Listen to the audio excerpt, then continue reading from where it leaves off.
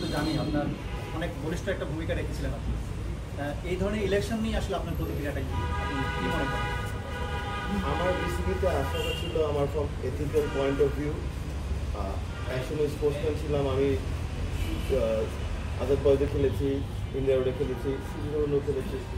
তো ওখান থেকে এসে এইবার ধরেন আমি এই যে বলে না যে সবাই শহর ভিত্তিক, আমি নোয়াখালীর ছেলে, তো আমি গ্রাম ভিত্তিক থেকে শুরু করে আমি আমার এই যে সেম ও যেমন আমারও তেমন ইন্ডিভিজুয়ালি আসার পরে এখানে যেটা আমার অনুভব হলো যে জুলাইয়ের পর থেকে আমাদের মেন্টালিটি আই থট যে একটা জায়গায় তো সিম্পলি আসবে যে না কে কোন ব্যাকগ্রাউন্ডে আছে, কে কোথা থেকে আছে, বাট দেশের 10টা স্বার্থে বা 5টা স্বার্থে আপনার কমন তো থাকা লাগবে বা আছে বা কি।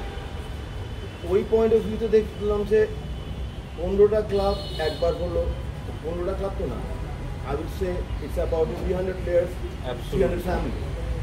So আমরা জিনিসটাকে আরো বড় করে বলবো যে এখানে ক্রিকেটের স্বার্থে বা ভবিষ্যতে যে স্পোর্ট বলেন বা নির্মাণ বলেন, আমি আশা রাখবো যে এখন যারা এই সিচুয়েশনে করেছে ভবিষ্যতে যেন যারা স্কুল ক্রিকেট করে ইয়ে করে ওদের সঙ্গে সুন্দর একটা এটাকে গোছায় যেন একটা সুন্দর একটা আনসারটা দিতে পারবেন। এভরিওয়ান ইজ স্মার্ট, সবাই কিন্তু এখন এই ব্যাপারে। আর ক্রিকেট হচ্ছে আর বিসিবি হচ্ছে আমাদের দেশের একটা মিরর ইমেজ। এই ইমেজটা বিশ্ব সবাই দেখে, আপনার অন্যান্য যেভাবেই হোক, this cricket part is our pride. তো এটাকে কোনো রকম অন্যদিকে কেউ ভাই নোংরামি বলে নিয়ে বললাম, আমি যেখান থেকে আসছি এরপর দেখার কিছু নেই।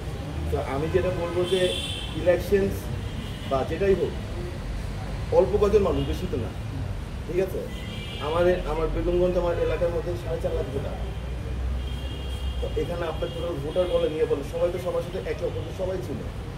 তো সব কিছু নমিনাল ওয়েতে মানে কথাবার্তা বললেই হতো, এর বাইরে কিন্তু কিছুই না। আপনাদের সামনেও যেমন আছে, আপনারাও দেখছেন, আপনাদের সবার একটা সিভিক সেন্স আছে, কমন সেন্স আছে।